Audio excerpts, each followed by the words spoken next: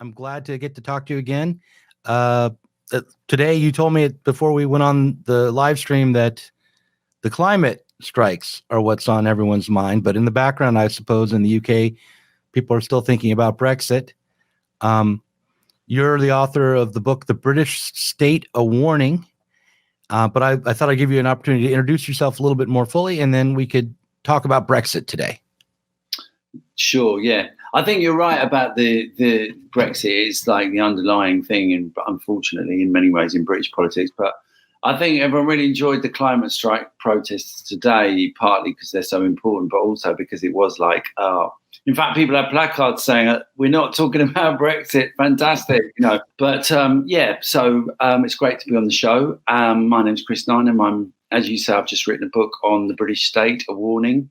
And yeah, I'm here to talk a bit about the mad, sort of very complex and deeply crisis-ridden situation in British politics, I guess. The last time when I put up the video that we did before, one of the commenters was irritated that we didn't talk about the situation in Ireland and the backstop. And actually we had, but I tried to edit everything down and I cut that bit out. I think that was a mistake. Probably. And so I want to rectify that mistake today with you, and we'll get into the situation in Ireland and in Scotland, and I guess perhaps Wales, but the possible crack up of the UK that the Brexit is bringing. But before we get into that, I want to just ask you, is there any development now? I mean, for a long time, I didn't think that a no-deal Brexit was likely. That I thought that you'd either get something like May's deal or actually end up remaining in the EU. But now it seems as though the no-deal Brexit is possible. And I'm going to be in the UK right around the deadline. I mean, right on the day of the deadline, I will be there. And I'm planning on going to France while I'm there for a few days. And I'm thinking, will I be able to easily do that when you get back? Right. So, so my question is, how are things going? Do you think that a no-deal Brexit is more likely now than it was a few weeks ago? I think a no-deal Brexit is very likely. Amazingly, as you say, I thought that it was unlikely to happen because it will be quite disastrous for the British economy, for the British ruling class. I don't think it's going to be good for the EU. But on the other hand, we are getting into that territory now. I think one thing that shifted in the last few days is that the sort of hard right clique around Boris Johnson has understood that it's quite problematic to go, even for themselves electorally, even though they're quite, in itself, I don't think they've got a problem with a no deal. I think they've recognised the extent to which there is opposition to it in the establishment, and they've actually shifted quite seriously in the last week or so to trying to get some kind of a deal. And it's very hard to read the situation because there's so many different interested parties, including the various political parties in Ireland, including the right in the Tory party, including the DUP, the Irish Loyalist party, including, of course, the European Union. So it's very, very hard to know what is possible and what isn't possible. Plus, there's all the technical problems with the backstop. But it does look as if there is going to be some serious negotiations in the next few weeks. We've only got 6 weeks till the 31st, but in the next few weeks, I think there will be some serious negotiations. There are some slightly new ideas on the table to try and solve the problem of Ireland from the point of view of the British establishment. So, I would say I wouldn't be totally shocked if actually Boris did manage to come away with some kind of a deal, which he then might not be able to get through Parliament. But still, I wouldn't completely rule that out. I think a no-deal crash out is still probably the most likely outcome, though. If he does come up with a deal that he can't get through Parliament, would that still then lead to a no-deal Brexit? Effectively, yeah. Yeah. So Well, let's talk about the backstop. Let's talk about Scotland and Ireland. Why and how could Scotland and Ireland end up with different deals with the EU than England? And do you think that Brexit is going to end up breaking up the UK? Well, I think in a way, I think there's sort of the beginnings of fragmentation of the UK predate Brexit, actually. I mean, the Scottish referendum, independence referendum in 2014 came near to winning independence for Scotland. I mean, it was an absolute shockwave that was sent through the whole sort of political system because it was so close. And in the week before, the British establishment were absolutely panicking. So, and this is to do with a kind of general sense of alienation from Westminster politics, a sense of anger against austerity, actually, as much, probably more than anything in the case of the Scottish referendum.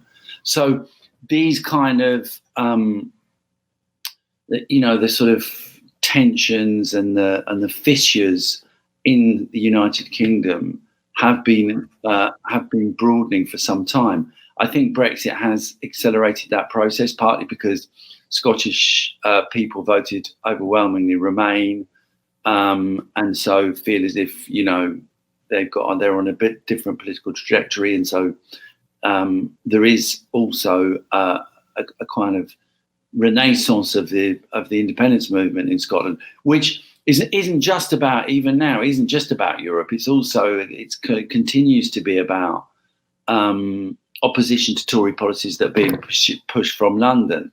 So that's going on the one hand. In Ireland, I think the difficulties that that all the parties have in sorting out the problem of how to leave without there being a hard border between the north and the south of Ireland is perhaps reinforcing what is also an underlying general shift towards a majority in the north for some sort of moves towards United Ireland, at least for a referendum. So, because the situation is that, I mean, and one of the things that's basically being talked about at the moment is the possibility that the north and the south of Ireland could be in some kind of special economic zone to avoid the danger of a hard border, which would mean that the north would really continue to be part of the EU. So obviously that would have the tendency of putting the idea of Irish unity and independence back on the table. If there was a no-deal Brexit, do you think that might push for create conditions where the unity of the UK was destroyed eventually, that would start a ball rolling for independence? I think the ball's already rolling, Doug. I mean, I honestly think that in 5 or 10 years' time, there's every chance there'll be an independent Scotland and Ireland. I mean, that's definitely the direction of travel. There's no question about it. And as I say, Brexit has accelerated that process and is continuing to. And oddly, it may be that the kind of deal that, I mean, leaving out a no deal for a moment, but the kind of deal that Boris Johnson appears to be discussing behind closed doors about, some kind of special economic arrangements for Ireland are going to make that, almost a semi-reality in themselves. That's the truth. Okay, in your book, you write about the 3 crises for the British state during the 20th century. And how do you think that understanding that history of crisis could help people understand the Brexit crisis today? Well, the 3 crises that I write about were all, I mean, in many ways they were quite different from the current situation. They were all crises that started with either massive kind of working class rebellion, as in the period from 1919 to 1926, or the post-war period in the 1970s, periods when there was a relatively left-wing Labour government. And it was kind of social and economic issues that precipitated and anger, popular anger, that precipitated these various different crises in different ways. And that was obvious and that was explicit. And really, the processes I talk about are the way in which the establishment found over time mechanisms to kind of control and contain that situation. What we have now is not, in a certain sense, an immediate social and economic crisis, although we are obviously coming out of an economic crisis, but it's more of a kind of political and constitutional one, and it's very deep-seated.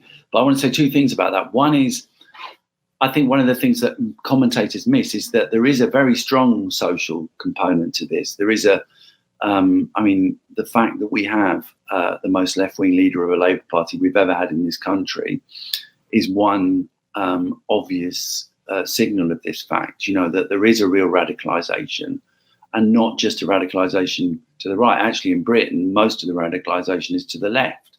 In 2017, Jeremy Corbyn got 13 million votes. He came near to winning the election. So that's kind of the background to the situation. I think what is, we haven't obviously got to the point of having a Labour government, which we may still get to. But I think what is different and in a way deeper about the current crisis is the extent to which the establishment themselves are in total disarray. We're in a situation where the main party of British government, historically the Tory party, one of the most successful and longest running conservative parties in the world, is split, but also is pursuing a policy that goes counter to the interests expressed of the bulk of the British capitalist class. I mean, most of the big companies, the overwhelming majority of big companies in Britain, want to remain in the European Union. But they've got this rogue party that's supposed to be representing them that suddenly wants to cut and run. And that's very serious. And I don't think this is just caused by Brexit, actually, although Brexit is obviously a major contributing factor. I think it runs deeper. But I think what you're seeing is the kind of breakup of the bloc that was created around Thatcher in the early 1980s, when you had this combination of kind of neoliberal globalized economics with quite reactionary, very reactionary, and sort of Little England, neo-colonial kind of politics. And that was a tie-up that kind of lasted for quite a long time and was boosted actually by Tony Blair and kind of replicated and given new life by Tony Blair in the 1990s. Mm-hmm. But now it's come a cropper, and you've got a membership of the Tory party who are overwhelmingly, they're old, white, rich men who are most of them are real reactionaries, sort of go along with globalization, but they are very, very kind of, in cultural terms, they oppose it, and they don't like any of the kind of modernization on social questions that some of the rest of the sort of Tory leadership has been pushing. And so you've got this kind of real split in the heart of the ruling class, kind of the core of the ruling class, which is very, very problematic for them. And it's hard to see a way out. And all of this is in the context of the kind of long-term decline of British capitalism, relatively, terrible productivity, an economy that is really, financialized and very, very creaky, and huge levels of underinvestment, and also massive anger and opposition to austerity and real sort of social desperation. So this is a very, very deep-seated crisis, which hasn't quite exploded in the way that, exploded to the left in the way that the ones that I chart in the book. But, I think that it still has that potential, and I think it is a very, very deep problem. So what should Corbyn and what should the left do? I mean, the most important thing, I think, is to try and turn our fire on this current government, which, is actually very unpopular in terms of its social programme. I think Boris has proved himself to be a blundering and very, funnily enough, indecisive leader in a very, very short period of time. And he's become a bit of a laughingstock already. And therefore, the government is quite vulnerable. It doesn't have a majority in Parliament, which is actually why it closed down Parliament, really. Although that closure was kind of, very worrying and almost sinister act, it nevertheless was a sign of the weakness of the government rather than its strength. So it's a very vulnerable government. What the left needs to be doing is doing everything possible to attack it, to take it on, not just on the question of Brexit, but on the question of its social, economic, and actually its political record.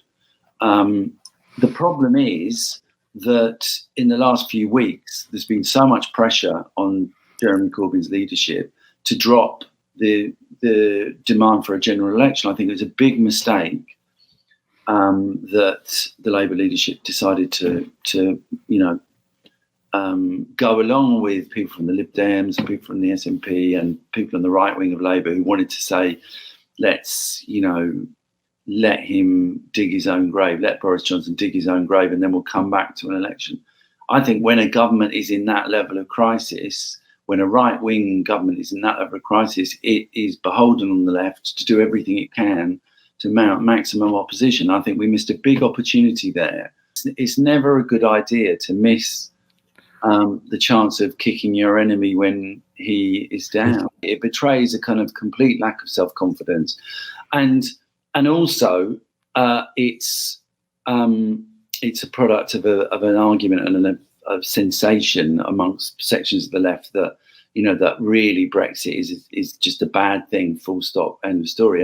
And this is really the fundamental problem we have at the moment in this country, in my opinion, is that amongst a large section of the left, there's a basic argument that Brexit was a reactionary vote, it was a mistake, without understanding the complexities of the vote and without understanding the strong element of a kind of two fingers to Westminster that the vote represented.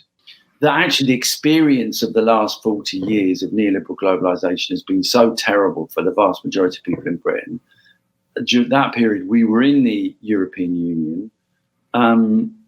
It was an opportunity to have a go at the government, but there's also an element of, rationality about it. If this institution is so good, and why is it that we've suffered so much while we've been part of it?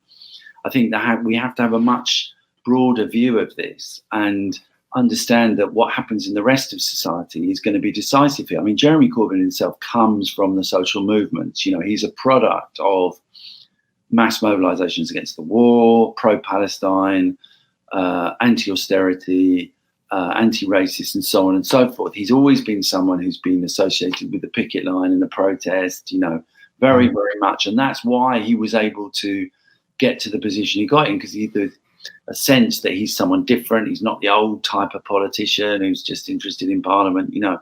The important thing is that we don't lose sight of that fact in that process. And that means things like today, the climate strike in central London and right around the country are very, very important, because they actually do shape the political agenda, give confidence to the left.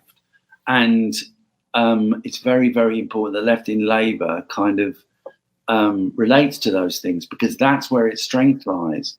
That's where, we do have the possibility, if we mobilise in that kind of way and link the mobilisations to the political questions, we do have the possibility of pushing the right back. And I think that's the only way we're going to be able to do it. I think the moment people accept that politics is just what happens in Parliament, it becomes a spectator sport. And the more it becomes a spectator sport, the more the right wing will be strengthened. That's the truth. And it becomes like, and even people close to Jeremy start talking about, he needs to look like a leader in waiting. He needs to be more statesman-like. We need right. Sessions. That's the process that I think the left and the movements have to try and short circuit. And I think we do that most effectively by, building the movements and building campaigns on the ground.